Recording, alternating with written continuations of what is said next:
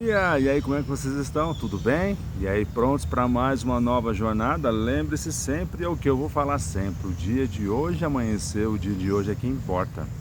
É o dia que você ganhou de presente, porque se você está ouvindo essa mensagem hoje, é porque você ainda está vivo, né? Você ainda tem a oportunidade de, se não ainda, se caso você ainda não tenha entregue a sua vida a Jesus Cristo, você tem a oportunidade de fazer isso hoje.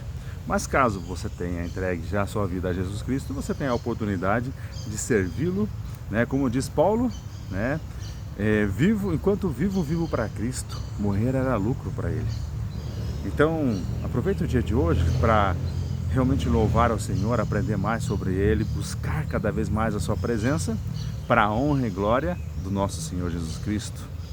E é isso que eu te peço, e hoje eu queria compartilhar com você uma palavra, mas antes de compartilhar ela, eu queria explicar alguns contextos, porque às vezes a gente não compreende algumas coisas, porque para a época existiam algumas circunstâncias que estavam relacionadas às situações com que eles viviam, que exigia com que Paulo se expressasse de tais formas. Mas deixa eu explicar para você um desafio grande do apóstolo Paulo.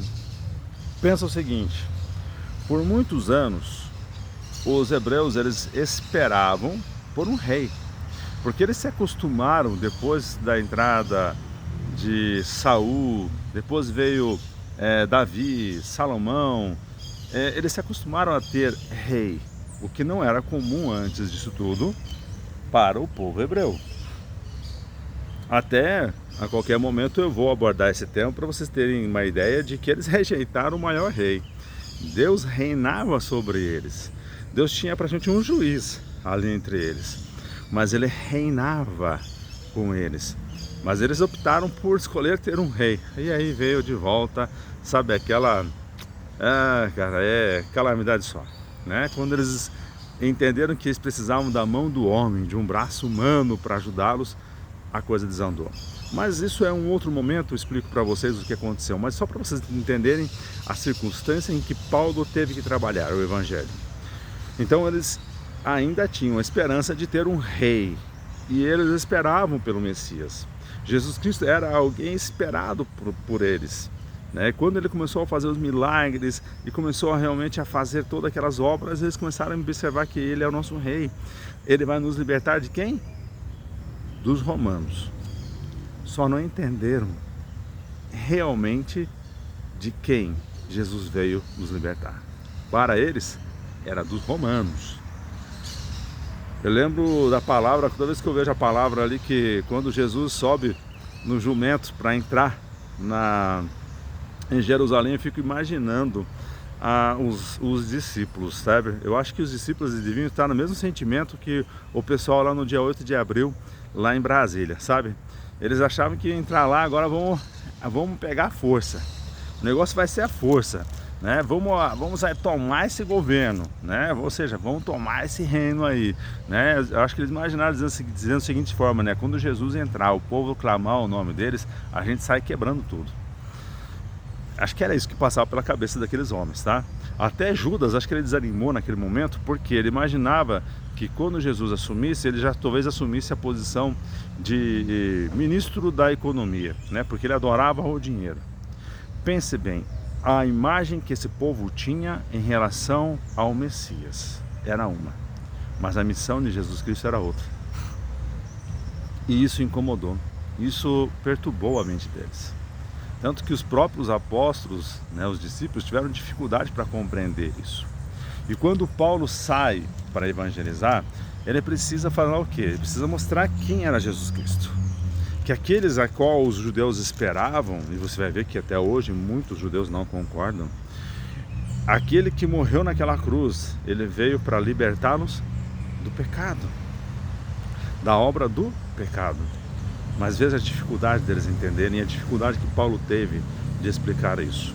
E naquele momento Paulo teve que começar a fazer um balanço claro para eles, porque para eles as leis, os mandamentos eram aquilo que realmente entendiam como sendo necessário para seguir, para alcançar a salvação. E aí quando Paulo fala que não é pela lei não, é pela graça de Jesus, mas sem abolir a lei. A coisa começou a confundir. Ele começou a ter realmente muita oposição. Eu vou dar um exemplo para vocês. O Paulo, ele tinha uma dificuldade tão grande de explicar aquilo para eles, no sentido de fazê-los entender, da mesma forma que se hoje eu disser para vocês assim: você vai aos céus? Você acha que será salvo? Sim. E por que você será salvo? A pessoa vai dizer assim: porque eu sou uma pessoa boa, eu não roubo, eu não mato, eu não faço isso, eu procuro tratar bem as pessoas. Aí você fala: não, por isso você não vai ser salvo. A pessoa acha isso um absurdo. Um absurdo. Você está falando então que por eu ser uma pessoa boa não vou ser salva? Não, não vai ser salvo. Então, para a pessoa, aquilo é algo que dói o ouvido. Não pode ser assim, mas é verdade. Não é porque você é uma pessoa boa, que você faz o bem, que você faz isso e aquilo, que você vai ser salvo. Não é. A mesma coisa quando Paulo disse aos judeus que pela obra da lei eles não teriam como ser salvos. Tá vendo o negócio, a dificuldade? Tá vendo a dificuldade? E aí eu vou te dizer uma coisa para você. Paulo matou. Paulo tinha o prazer de fazer com que a lei fosse realmente executada, que a lei tinha que ser praticada. Paulo foi daquele lado lá. E hoje muita gente talvez esteja na cadeia e você vai dizer assim: nossa, mas aquele cara matou isso, aquele cara matou tal pessoa, esse cara era do tráfico, matou muita gente, e essa pessoa vai ser salva e você não. Como assim, Washington? Pois é, cara. Pois é, você vê, né? É esse o entendimento que as pessoas têm dificuldades. Então, Paulo começou a trabalhar essa questão da graça e da lei. Mas veja que, assim como Jesus Cristo falou em Mateus, ele falou o seguinte: eu não vim aqui para abolir as leis, eu vim para cumpri-las. E ele fala que nenhum tio sequer, nenhum ponto sequer seria removido da lei até que os céus e terras passarão. Enquanto isso não passar, as leis estão valendo. Mas então, qual é a aplicabilidade da lei? E agora eu vou te explicar o que é a aplicabilidade da lei. Você vai no livro de Romanos, tá? No capítulo 7, no versículo 7. Ele fala o seguinte: que diremos, pois? É a lei pecado? De modo nenhum. Mas eu não teria conhecido o pecado, senão por intermédio da lei. Pois não teria eu conhecido a cobiça, se a lei não dissera, não cobiçarás. Está entendendo o que ele está colocando aqui? Ele não está abolindo a lei. Paulo de maneira nenhuma aboliu a lei. Ele não falou: agora a lei não serve, não. Ele falou: gente, calma aí, só vou explicar. Pela lei, pelo fato de dizer que eu sigo os preceitos da lei, primeiro que você está mentindo. Que provavelmente alguma coisa você não está seguindo, porque Deus deixou claramente que nós não teríamos condições mais de seguir. A lei, ela retrata alguns pontos importantes na nossa relação com Deus e relação com o próximo. E veja que ponto interessante. A Bíblia diz que Deus é amor. E o que ele fala sobre a lei? A lei nada mais é do que a revelação do amor. Porque através da lei nós aprendemos nos 4 primeiros mandamentos que nós precisamos amar a Deus com todo o nosso coração, de toda a nossa alma, de toda a nossa força e de todo o nosso entendimento. Nós precisamos amar a Deus de todo o nosso coração, de toda a nossa alma, de toda a nossa força e de todo o nosso entendimento. Quem falou isso? Um fariseu. Não, isso foi Jesus Cristo que falou. Veja Lucas 7. Foi um fariseu que falou isso. Então, se um fariseu falou isso, é porque a lei já era assim. A lei já era assim. E ele fala da mesma forma: amarás o teu próximo como a ti mesmo. Ou seja, honrarás teu pai, sua mãe. Você não matarás, não adulterarás, não roubarás, não falarás falso testemunho contra o teu próximo e não vai cobiçar as coisas do teu próximo. Então a lei nos ajuda a entender o que é o amor. E que nós realmente falhamos nesse amor. Falhamos muito nesse amor. Porque a palavra nos ensina também que se nós deixarmos de seguir um mandamento, nós derrubamos todos os demais. Então veja a questão da importância da lei. Através da lei nós entendemos do nosso pecado. Eu já falei isso aqui uma vez. A lei é nosso espelho. Através dela eu vejo os meus pecados. Aí ele dá continuidade dizendo o seguinte: mas o pecado, tomando ocasião pelo mandamento, despertou em mim toda sorte de concupiscência, porque sem lei está morto o pecado. Ou seja, enquanto não há lei, não há uma lei, não há a contraversão. Ou seja, eu não posso quebrar ao ser preso por algo que a lei não fala.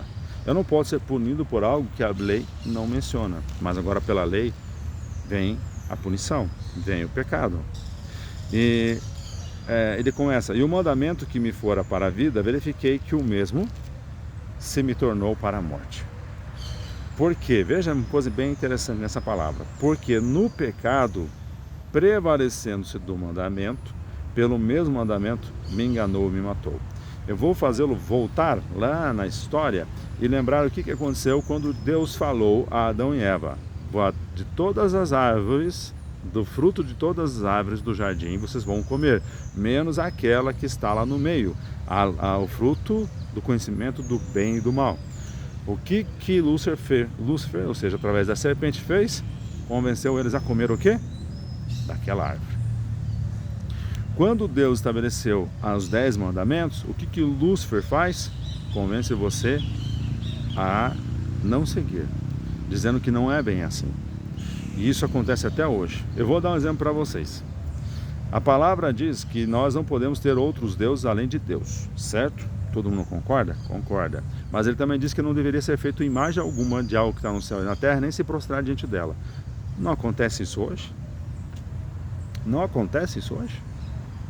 Aí ele diz o seguinte, que não usarás o nome de Deus em vão. Não acontece isso hoje?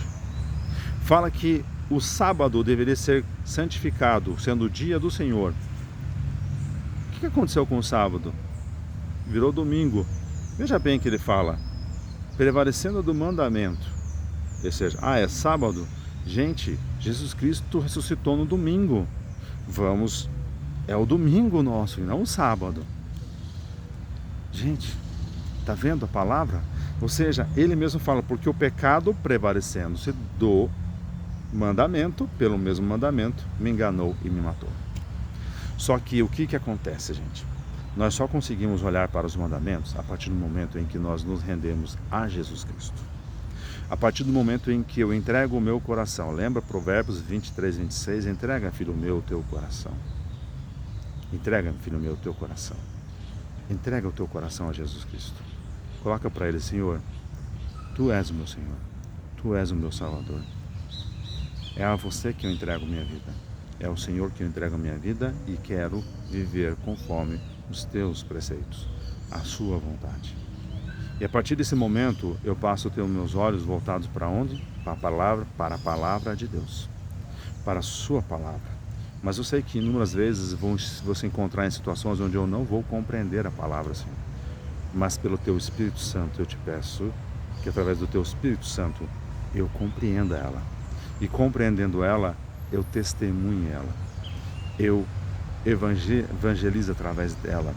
Eu seja testemunho fiel do Senhor através da palavra. Seguindo a palavra. É isso. Quando nós olhamos para Deus, para Jesus Cristo, entregamos a vida, o Espírito Santo nos faz olhar a palavra, olhar os mandamentos e entender que eu preciso trabalhar a minha vida. Naquele momento eu sou enxertado na videira verdadeira. Eu era um ramo de uma videira criada pelo mundo que não dá bons frutos. Mas a partir do momento em que eu sou enxertado em Cristo Jesus, eu passo a dar frutos através dele. Ou seja, ele, através de mim, dá frutos. Não eu. Porque eu sou apenas um ramo. Apenas um ramo. Então, quando eu entrego minha vida e sou enxertado em Jesus Cristo e eu começo a olhar para a palavra, ele começa a trabalhar a minha vida. E quando ele começa a trabalhar a minha vida, eu começo a dar frutos. Deixa Deus trabalhar na sua vida. Deixa ele fazê-lo enxergar a palavra. Eu sei que muitas vezes as pessoas vão dizer assim: não, mas tem muito. Você vai ver, cara, é muita coisa. Mas olhe para a palavra. Se você não conseguir confirmar realmente a sua fé na palavra, esquece, meu amigo. Você está no caminho errado. Pensa nisso. Entrega a sua vida a Jesus Cristo. Deixa ele trabalhar na sua vida, vai? Deixa Ele mostrar a palavra. Deixa Ele realmente trazer essa alegria de olhar para os 10 mandamentos e dizer assim: Deus, eu preciso trabalhar essas coisas na minha vida. Ajuda-me, Pai. Ajuda-me, Pai, a dar frutos. Ajuda-me a ser a sua testemunha aqui na terra. E Ele te fará. E assim Ele fará. Que Deus te abençoe, que Deus te proteja em que tudo, Pai. Olha, que hoje você tem tudo na sua vida. Eu desejo, sabe, que Deus te dê muita abundância de alegria, de vida. Esse é o meu desejo. Que Deus te ilumine, que Deus te abençoe. Em nome do nosso Senhor e Salvador Jesus Cristo. Amém.